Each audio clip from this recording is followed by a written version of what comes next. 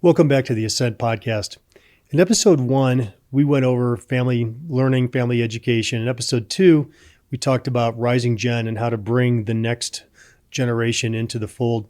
We're going to get a little bit more granular with this and talk about philanthropy. Philanthropy, we found, is what brings values to life in a family. It unifies families. It can allow families to talk about things and really see the benefit of their wealth to others. Today, we're going to talk about mission and governance, tax implications, and really what philanthropy can do for your family.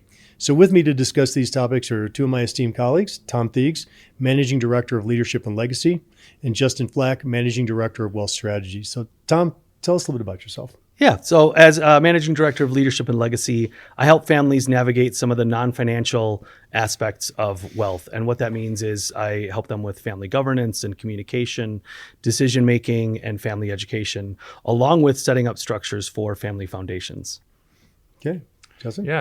As Managing Director of Wealth Strategy, one of the roles that I play for our team is helping clients establish and administer structures that they use to manage their wealth. And so that can be things like trusts and foundations. For a lot of families, philanthropy is a very core part of how they use their wealth to impact their family and their community. And one of our roles is to help them move beyond just the structure and the tax implications of those entities and really live their values and their philanthropy. Yeah. Justin, you mentioned in episode 1 that family sells a business and it's a big splashy deal, and all of a sudden everybody's coming out of the woodwork asking them for money or to pick up their dinner bill or whatever it happens to be. And that happens, and I think it's really easy to give away money. Very easy. It's really difficult, and really difficult is too extreme. It's more difficult to give away money with purpose and to see value in the money that you're giving away. So the families that we talk with, we talk about the first place where values become tangible. Talk to me a little bit about what that means and why that's relevant for this discussion. Yeah. And one thing to note, there's no bad way to give away money from a philanthropic standpoint, I right? would disagree. You give away money to organizations that don't utilize it appropriately or aren't in line with your vision. That's fair. I think what I would say is having the intention to give away, there's no bad way of having that, right? Where we can help provide a little more structure and where we can get to a place that you're talking about, John, this idea of making sure that the money has an impact is when the family really understands why they're giving the money away and what impact they're trying to have. Again, nothing wrong with checkbook philanthropy if you're giving to organizations you care about. But if you take a deeper dive into philanthropy and really understand what the dollars are doing, how those dollars are being used by the organizations you're supporting, and the impact that support is having not only on the community at large, but also on the values you're trying to develop and foster within the community, you're having much more effective, impactful philanthropy, right? And so it's a difference in degrees, right? There's no wrong way to give to good organizations, but there's a better way to have a deeper impact if you can put more structure on it. And that comes back to values. One of the first steps we take when we're putting a foundation together with a client is to have them develop a mission statement or a value statement, really get organized around what they want to support, how they want to support it. The how can come a little bit later, but you do want to have some concept, in terms of like the how and structures, what kinds of gifts you want to give and the size. That can come a little bit later, but you do want to have some idea of the how at the early stages, but really understanding what's meaningful to you, what's meaningful to your family. Give us some examples. What is that? So a family has values. They've determined their values. What are those values? Yeah, sometimes I've worked with families before where one of their key values is supporting their employees and the neighborhoods that they work in. So they would have operations throughout a region, and they understood that a lot of their employees maybe had lower income levels, and they would pay them well, right? But healthcare was often difficult because they were in maybe a more rural area. And so one of the things the family would do is they would support heavily healthcare operations to try and get maybe clinics in those areas to provide additional support to their employees. So for them, employee welfare was a key value because they understood that the employees were helping provide value to the family's company. There's others where it's families will say, I support social justice. And so they might use funds to support current causes that are going on, and whether it's in the news or other organizations that help support social justice and civil rights. So it can be as high concept as that, or as granular as I live in this community, I want to support the people in this community. I'd love to share some nuance with that too, because I think this is a place where I see families struggle. You talked about creating a mission statement, mission and vision and values. And one place families get hung up is, what's a mission and vision we can all get behind? Yeah. What's something that we can agree on? And it often lands on help the community. And that you talked about It's pretty broad. broad. It's pretty broad, right? And so that's the challenge here in defining that is, you have this broad, we want to help the community. Well, which community?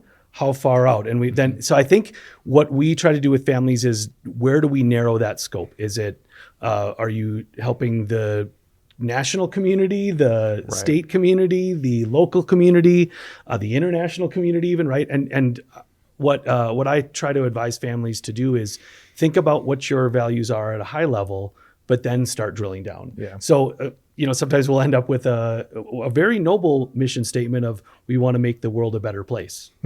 Okay. How do we do that? How do we do that, right? Especially if you're creating that mission for future generations, how do they interpret that? That can go a lot of different ways. And so I think the nuance that I'd like people to walk away with is, there are additional steps here than starting with a broad mission. I'm not saying that. No, I think you're right. That. Yeah, and I think even as you think about, thinking about how do you help the community internationally, nationally, regionally, locally, however you define that. For family foundations or family philanthropy, it doesn't have to be as discrete as, I want to support healthcare in this region, and that's the extent of your philanthropy. Your philanthropy can be broader than that, and you can have a different value that you want to live, or a cause that you want to support at each of those levels, right? It might be that I want to support one thing on a national level, but I want to get more granular when I get to my community. And again, that's all part of those discussions you're having with families, is you want to shape and understand what you're trying to do. I mean, I have had a family in the past who because of healthcare concerns in their family, they had a lot of folks who were dying of heart-related issues. And so they wanted to really sponsor research into medical care on a variety of heart-related healthcare issues. The problem was the community they lived in, and their initial mission statement was, we want to support our community. There wasn't a lot of research being done in their community, and so they had to broaden that scope and say, okay, for our community, we want to maybe support this, but when it comes to doing research on healthcare issues, we want to look more globally or more nationally for the right resources to support. Yeah, you gave a great example of why I said to drill down, but I don't think they should drill down too far to make it restrictive. Yep. Because I've worked with family foundations in the past where the foundation documents are very restrictive. Yeah. And they are not open to interpretation. And so that limits what those family members can do with those funds. So I do think there's a middle ground. I think too broad, it's hard to know what to do with that. Too specific about your focus and your mission and vision limits what you're able to do and how you can interpret that. So before we drill down further, I want to go on a cul-de-sac real quick. Yeah. There's two primary ways that people can establish structures for philanthropy: the donor advised fund and a foundation. Positives and negatives to each, and I know each, there may be both within a single family unit. Yeah. How should we think about DAFs versus foundations? Yeah, that's an entirely different 30-minute podcast that we could do, but I'll we'll give get you to that I'll later. give you a short version, right? Yep. And I think we're going to link some resources on the episode as well, so folks can dig in on their own. Both serve a purpose, and in fact, a lot of families do use both structures, a donor advised fund and a private foundation. A donor advised fund is an easy entry point for a lot of families to start getting organized around their philanthropy. You're essentially giving a donation to a supporting organization that will maintain those funds, and you can invest them while they're there. And it allows you to distribute them over time, right? One of the primary benefits is you don't have to upfront identify who you're going to be giving the money to. You can take time, and you can build some structures that are very similar to the governance structures you might build around a foundation over those funds. The tax deductions are a little different between a donor advised fund. Is it primarily front loaded? Yeah, it's all front loaded, right, when you make the gift. And then there's, depending on your AGI and the type of gift you're making, you get different tax deductions, whether you're giving to a donor advised fund or to a private foundation. Can the manager constrain who you give your funds to out of a DAF? They can, and that's something that I think you really want to be careful in selecting a donor advised fund sponsor when you're deciding where you want to give to. A lot of donor advised fund sponsors are regional charitable foundations. They typically will not tell you that you can't give funds to someone outside the region, but obviously their purpose is to support charities within the region. And so, and there's other donor advised funds that are national in scope, right? But they technically are the owner of the funds. And so if they don't agree with where you want to give the funds, they can tell you no. Or if you want to structure a gift in a particular way, you may lose some ability to structure gifts when it's in a donor advised fund. That being said, most community foundations who are running donor advised funds are pretty user friendly. They will not only work with you in most cases to support the organizations you want to support, regardless of where they're located, they'll also work with you if the account's large enough to have you oversee the investments with an investment advisor if you're choosing. So there is more flexibility there than sometimes you hear around the negatives around a donor advised fund. And can it also remain anonymous so you can give out of the DAF without exposing yourself? Exactly. So this is something that a lot of folks get tripped up on because they may have the donor advised fund as their primary source of philanthropy, and they really get irritated when they make that gift to the charity they support, and the charity gets a check saying, "Congratulations, you've received a donation from the Fidelity Charitable Foundation." And the client's like, "Wait a second, that was in honor of my kid, and I'm supposed to have my name on it." It's like, well, it's simply a transaction from the current owner of the assets, in this case, the Fidelity Foundation, right? But if you want to be anonymous, it's a very good way If you want to be anonymous, it's a fantastic tool. And that's actually what a lot of folks use donor advised funds for when they have private foundations. So a private foundation is an entity your family controls that has certain responsibilities every year to give to charitable organizations, generally 5% of the value of the foundation. You get an upfront deduction for making a gift to the foundation. There are a lot of IRS rules and regulations on how that foundation has to operate. Some folks will say that makes the foundation a little more burdensome to operate. Oftentimes when you dig into that, when you work with the right kinds of partners, they can make a foundation as easy to operate as a donor advised fund. Right? You can make it as complicated or as easy as you want to, as long as you're following the rules. But where a lot of folks use donor advised funds and private foundations together is exactly what you're talking about, John. They will, if they want to be anonymous, they'll make a gift from their private foundation to their donor advised fund, and then have their donor advised fund make the gift to the charity in which they want to be anonymous. That's a great way to use the two in concert. I'd love to throw something in also about private foundations. If you have a foundation, you can use it. Last time we got together, we talked about family education. A foundation is a great place to set up family education and involve next generations and build out a board of directors and learn the process of governance. So I think you don't necessarily get that with exactly. the donor advised You fund. you can to a degree mirror it in a donor advised fund, but this is something we've talked about a lot when we talk to clients.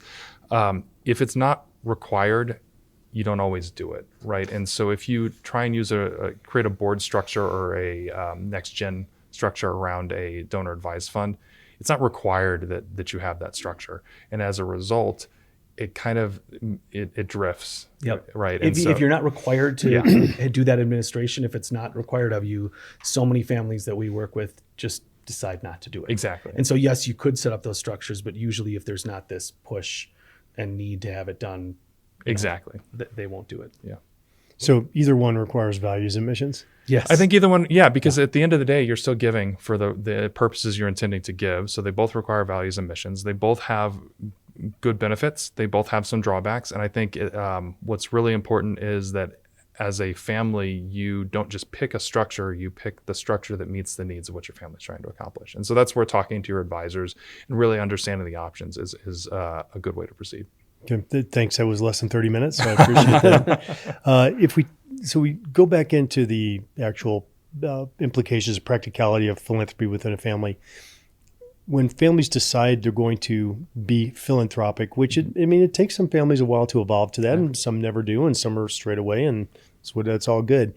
But within the family, you build emotional intelligence, you build things that are cohesive. So talk a little bit about that. I love this question. Tying philanthropy to emotional intelligence, I think is a great way to talk about the benefits of giving together. Because one of the key aspects of emotional intelligence is empathy, me being able to understand you and your situation.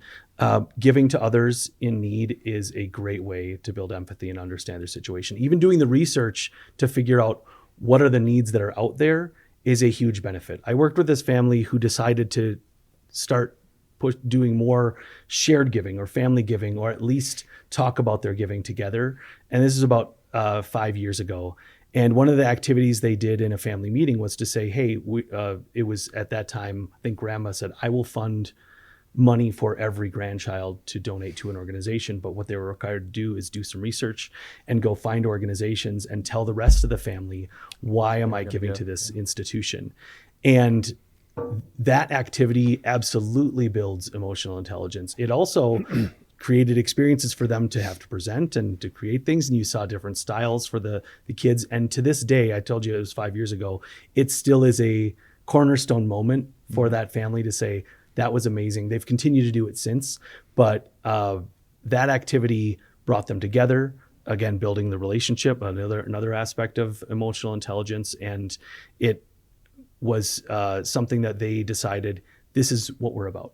There's sort of an anchoring aspect of their shared values is giving to the communities. And they didn't necessarily put restrictions on where and what type of organization. They said, we want you to bring that to us. And I think that was a great activity for them. Yeah, I have a family I worked with. It's less direct of a show of how you build empathy within the family using a philanthropy, but it was actually a really fascinating moment to be with the family. So we had a family meeting. This family had regular family meetings to discuss their family business. And they would always start in the morning with the business meeting. In the afternoon, they do the foundation meeting. And one of the things that I and the other advisors had started to recommend to them is that when we're doing the philanthropy portion, why don't we start doing some site visits, right? This idea of spending time with your philanthropy as opposed to just writing the check. We're trying to convert them into more thoughtful philanthropy. And so that was our goal, right? But what ended up happening, there was one meeting we were at, and the family was in a moment of transition, and they needed to elect new leadership for the family's company, for the family business. And they didn't own shares equally. There was I forget what it was, 4 or 5 family groups. They didn't own shares equally, but they were all headed by a different family member. And the one who didn't have the same control as the others, during the morning session, we were going through the family business meeting, and they were voting on who the new leader was going to be, was just being really obstinate about this. And what was interesting is that historically, the family had always operated by consensus. They would work together, come to consensus, and then they would present a unified front out to folks outside the family and to other generations inside the family.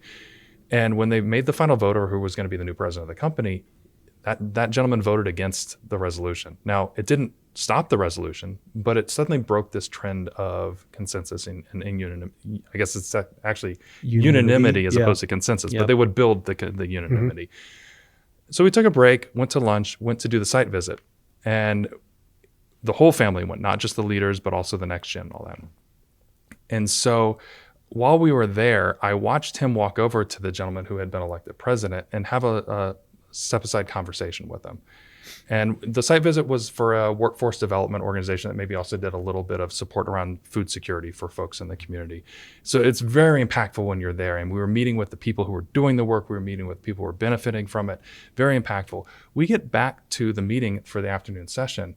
And the guy who had been sort of obstinate in the morning said, hey, I don't want to open the foundation meeting yet. Can we reopen the family business meeting? And I'm like, wait, what? We don't, sure. I mean, we had a joke earlier about Robert's Rules of Order in one of the prior episodes. It's like, hey, I think that's against Robert's Rules of Order, but fine, let's do that. And he did it. And I'm like, is he going to start more of a fight over this thing? And he said, no, I want to re-vote. And he cast his vote for the same leader as the rest of the family. And there's a very long way of getting to, I looked at him and think, something's going on. And so I came to him after the meeting. I said, what happened there? And he said, we took a break. We went out and saw what the family was doing in the community and what an impact we were having by supporting others with the wealth that our family's built and we've sustained. And we've always done that together. Is like, my whole thing about wanting to, is like, I knew that my cousin was going to be the right leader of the business. If it went bad, I just didn't want to be on the hook for that. And he's like, I realized I was being short-sighted there. And the better thing for us to do was to continue working as a family. And so, again, correlation is not causation, but that site visit and being involved in the family's philanthropy changed his view of that meeting in the morning. And it turned out to be a really different approach for him for the rest of the afternoon. Every question he had the rest of the afternoon about the philanthropy that the rest of the family was doing was like, well, why is that meaningful to you? okay, if it's meaningful to you, it's meaningful to me, let's support it. Oh, nice. Right. Yeah. And so it changed the dynamic. And again, that's a miracle moment, right? You're not going to see that moment all the time, but it does show that philanthropy can have. I mean, I think about even my experiences going back 20 years, your first time you ever did Habitat Yeah. for Humanity. You're building a house. I have no idea how to build a house, but it's a shared experience. Yep. Doing good, and those things can bring real value and real meaning for families. Absolutely. I'll add this. I know you said it wasn't causation. I've been in enough meetings where families talk about business and other things and then shift to shared giving and helping others. The energy changes in that room. People's hearts are changed. You gave a great example of a heart being changed a little bit. It's if you're not doing this if you're having family meetings and you're not talking about at least some giving, if your family is doing giving, you're just doing it sort of on the side and not together, start talking about it. Right. You can even just say, this is what I'm passionate about. Everybody else doesn't have to agree. It is a great way to set up on the right trajectory of emotions, emotional intelligence, and just family community. You alluded, Tom, in your last answer that rising gen is an important thing. And I thought it was a great example of having the kids give. Here's a book report on why I want to give something. And there's a lot of skills that are involved in that. But talk about other ways how engaging the rising gen through philanthropy can be very beneficial for the family. Yeah, I think the first way I is that it helps teach them the family values. If your giving is aligned with your values, they get to see it in real time. It's not conceptual. It's not saying we believe in integrity and helping others and no, you are doing it. So they get to. Yeah, I think it's important for them to, if you're going to go through the exercise of identifying your values, right, you might as well then carry that on and actually live those values. It's in action. Yeah. So that's the first thing, how you involve the next generation. Another way is more practical. I love when families are able to, if they have a foundation or even a donor advised fund and they put some structure together, I love when they create leadership positions for next generations because yes, it's not the entire family enterprise, but you're trying to prepare them for future, maybe running the entire family enterprise. So in that process of working with the family foundation, they will be exposed to investment management and they'll be exposed to governance and decision making, maybe some discussions among family members, and there's conflict about where do we give, and we have to discuss this, but it's generally not as high a stakes as the broader family enterprise or a family business. So you're learning those skills in a bubble of sorts of shared giving. And so I think for me, it's a no-brainer. If a family has a foundation, involve your next gens in that process. Yeah, the one thing I would caution around that is make it real, right? So if you're going to involve them, make it impactful. Yeah, not window dressing. Yeah, because sometimes they're like, oh, you're involved, you get to be here, but not be part of any of the discussions. I've worked with families where we talked about this idea of like a rising gen giving fund, right?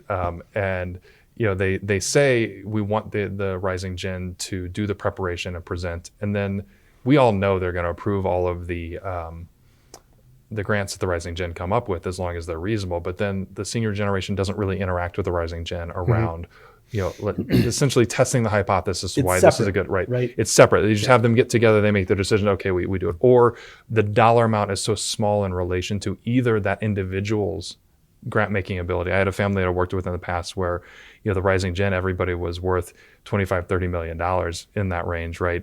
And the rising gen gift that they were giving out of the foundation every year was, I think, $50,000. Now, again, everybody gets to decide how much philanthropy is important to them, but those individuals were all giving 5 to 10 times as much on their own as they were giving through the foundation. So it wasn't meaningful. It wasn't impactful.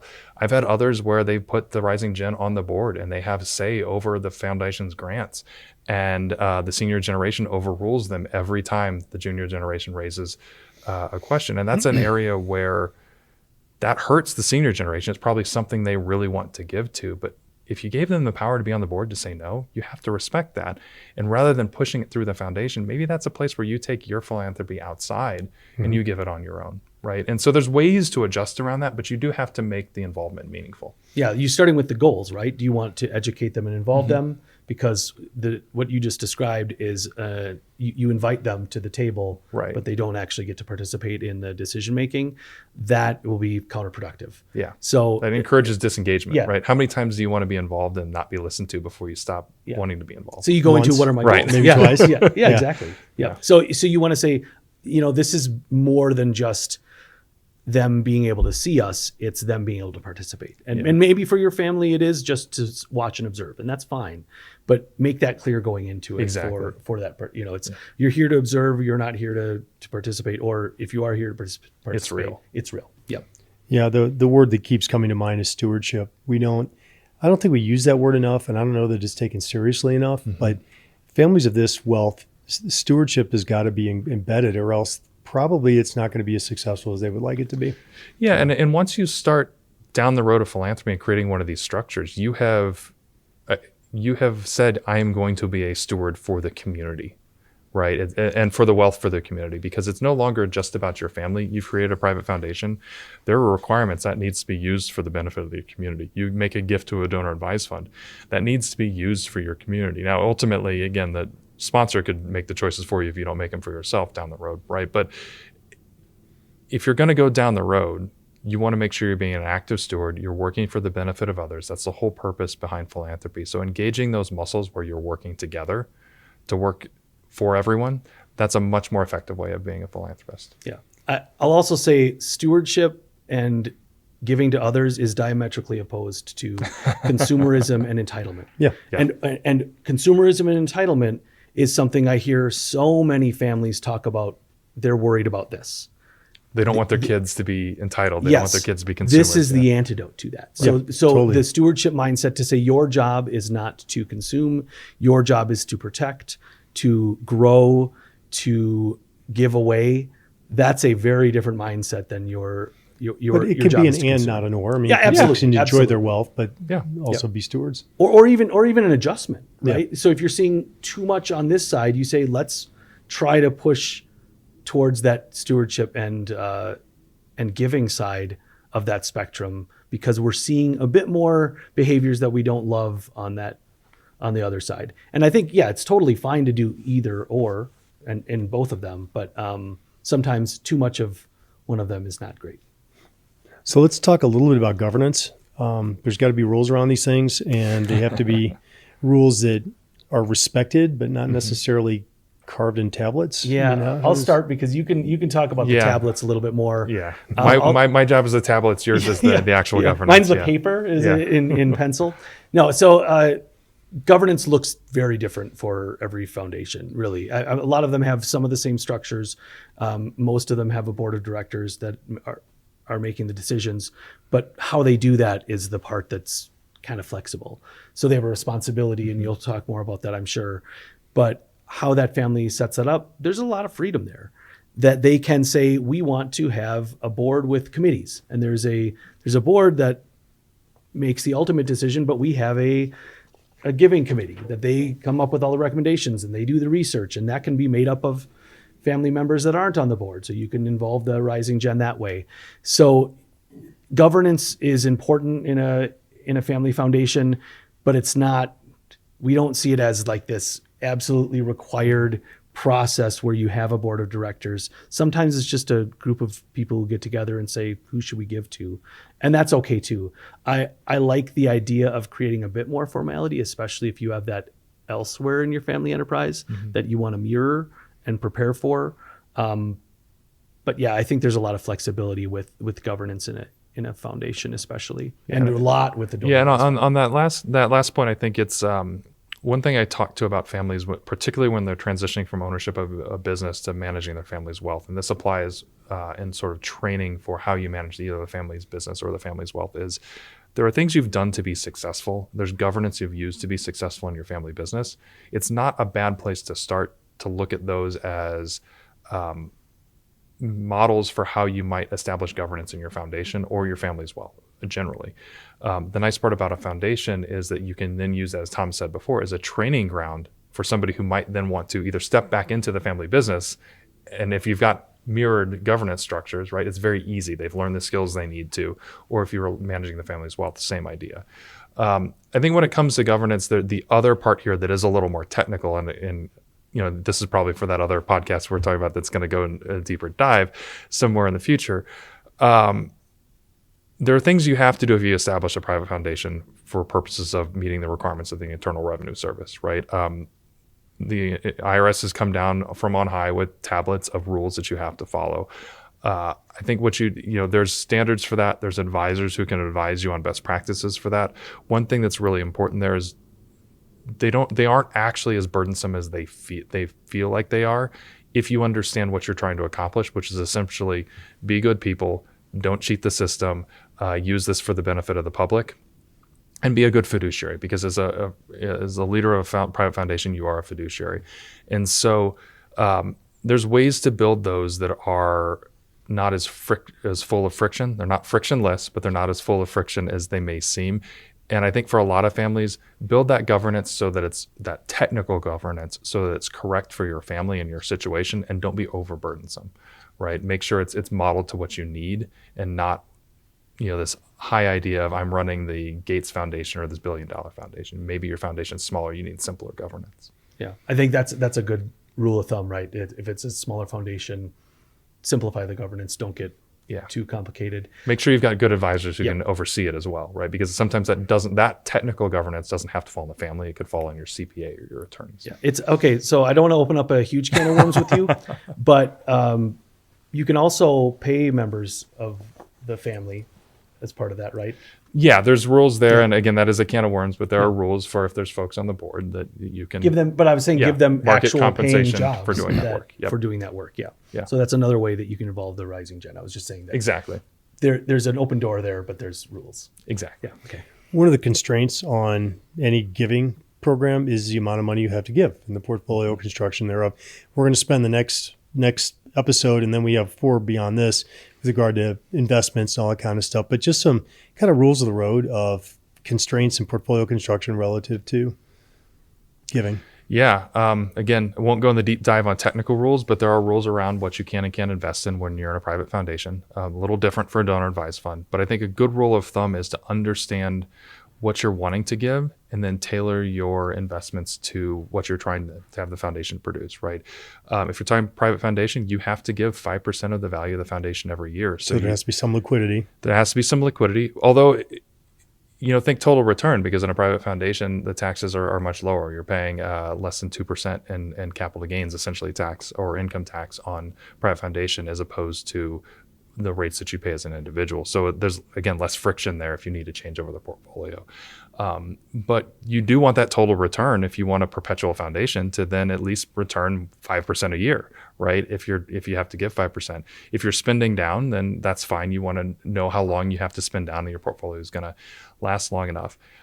Those to me are the easy things. You're working with your financial advisor to have those conversations about what your goals are, the foundation, what you want to support. Where it can get more fun and more interesting is looking at ways to use the investments to also support your philanthropy.